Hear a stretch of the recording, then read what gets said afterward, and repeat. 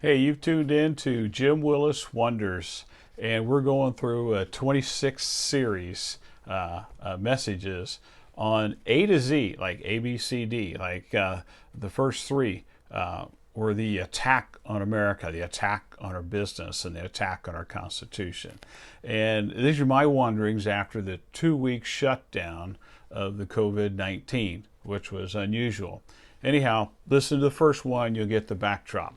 Yes, we are talking about politics and religion in the same time, all the way through. I'm doing that unthought of, unspeakable. And today we are in G, government. The big five is what we're in of. Okay, the big drug companies, the big fear, the big economics, and today it's the government. Tomorrow it'll be humanity. Very interesting concept of this big one world and all that stuff. Taking away our individual. But today we're talking about government, and big government is what they want. I don't want big government. And neither should you. And neither did our representatives of the Constitution. I'm sorry, I can't apologize. The Democratic Party has been taken over by a socialistic philosophy. They're literally doing presidential debates when they're on their own party, trying to see how socialistic we're going to be. That's totally unconstitutional. It's un-American. It's un-Christian, because when they do that, they're going to take away all of our Christian rights. Now, I'm talking to my friends, Democratic Christians, that have always been there. There's been some reasons in the past, perhaps. Can't think of too many, but if you're a Christian and vote Democratic, you've really got to question what's on top of your shoulders. You really need to question what's in your heart, because the Democrats, not the ones that we've known for decades, they've been bought. They've been bought. Okay, they have been overtaken actually, and they want this whole government changed. They want this whole country changed. And one of them is to get rid of the deplorables. You know who said that? She said it for all of them. And that's us, Christians. Wow. You know, the right-wing people. So I'm not sorry. I can't apologize, because we have a very few days here where we're either going to show up and we won't be able to go home because we won't have one anymore eventually. They're going to take it. Now, I've been in a lot of socialistic countries, so don't say it won't happen. Ask Venezuela. Ask Cuba. And go on down the list. I'm not going to do all that. They want to destroy us. So I'm going to talk about our founding fathers and their special interests, their elites. They're fanatical Muslims that we have settling. Even I got a couple. They want to conquer us. Don't you remember 9/11? It's not a group that we can coexist with. They want to squash us, dominate us. What are we thinking?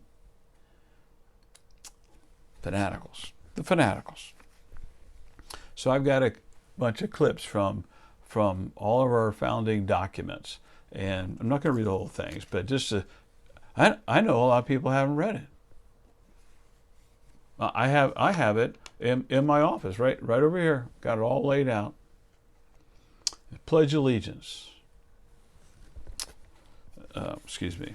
I'm going to get back in order. So we're going to start with the Declaration of Independence. Yes, some people would have this on a computer, but I have it on yellow sticky notes.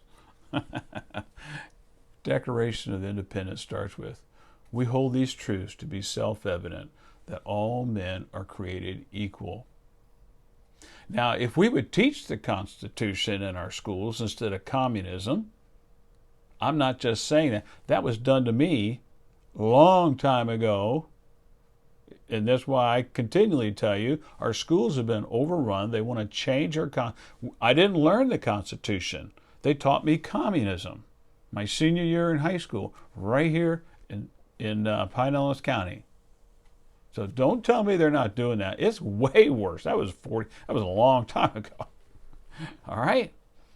So if we had taught this to all the people that are going to school, we might not have this uprising and these continual special. It's not fair for me. It's twisted. You can write me anytime. I'll be happy to share my story. You'll be surprised. We hold these truths to be self-evident that all men are created equal. Even in Acts 17:26, that we are all from one blood. We are all one nation of people covering the earth. A God of my Bible says we are all equal. I don't need another fanatical group coming in here to dominate me. That's not my Christian views. Okay, we're all equal, and they are endowed by their Creator with certain unalienable rights, that among them are life, liberty, and the pursuit of happiness. And at the very end of the introduction to the declarations, it says, and for the support of these declarations with the firm alliance on the protection of divine providence, we mutually pledge to each other our lives, our fortune, and sacred honor.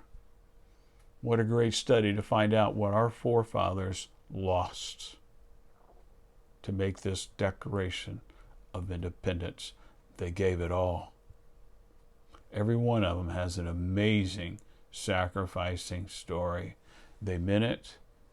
It was required of them, and every one of them did it. Not a one of them backed down.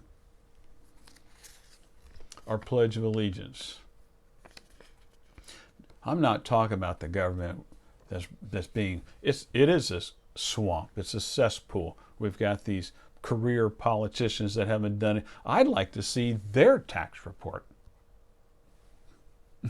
I mean, I can only imagine what Trump's got going on in his. He's been a business person for decades. I'd like to see my politicians' tax report.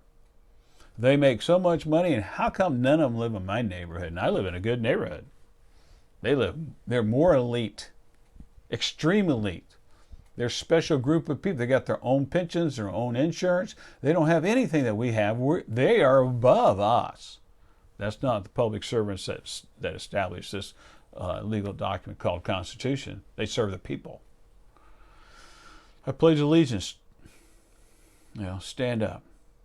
Put your hand over your heart. I pledge allegiance to the flag of the United States of America. What if we kept saying that in schools for the last 50 years? And meant it? What if our teachers actually believed it and did it?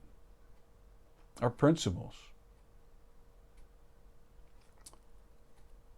And to the republic for which it stands, one nation, under God, indivisible, with liberty and justice for all.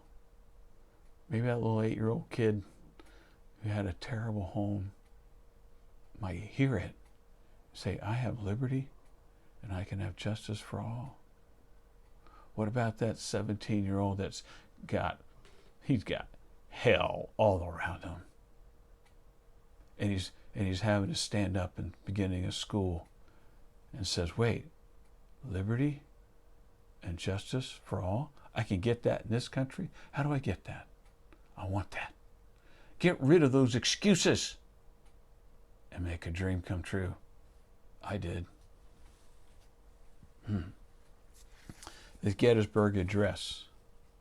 Lincoln actually quotes the Constitution, that all men are created equal,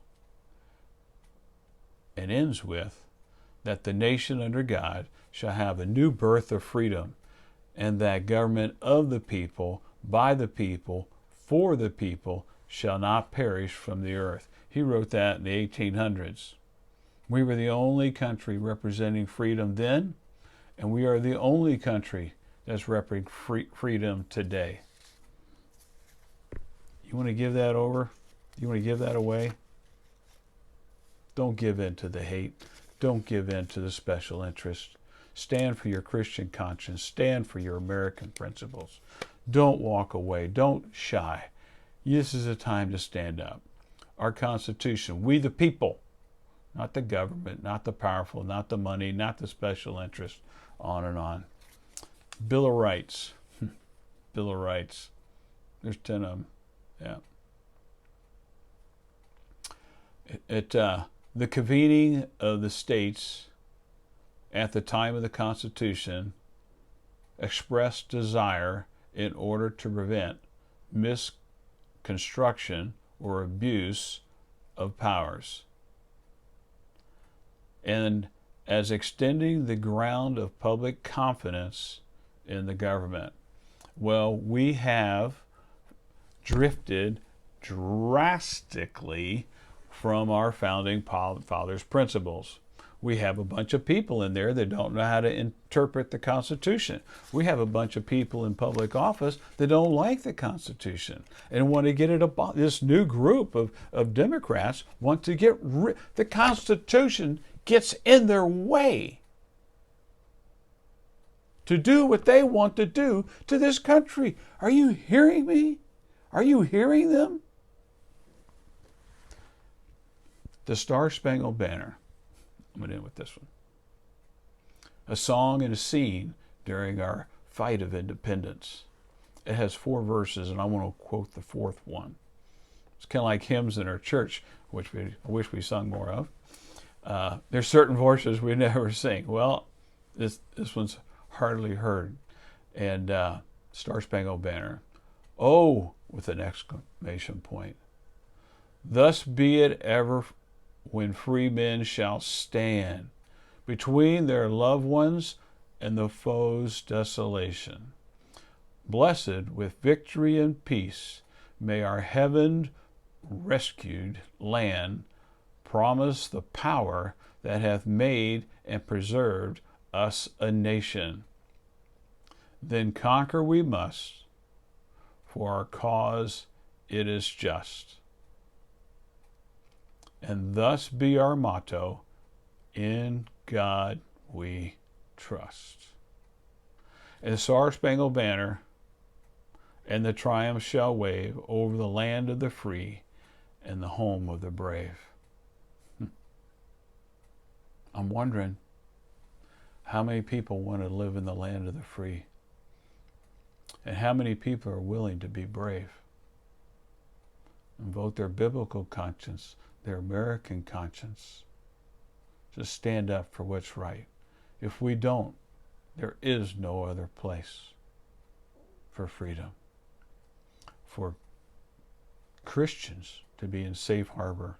That's why we came here 400 years ago. Don't give it away anymore. Stand and be brave. I'm wondering, though, how many people are wanting to do that. Now, you notice I always have a Christian responsibility, and this time it's the gospel. Listen to yesterday.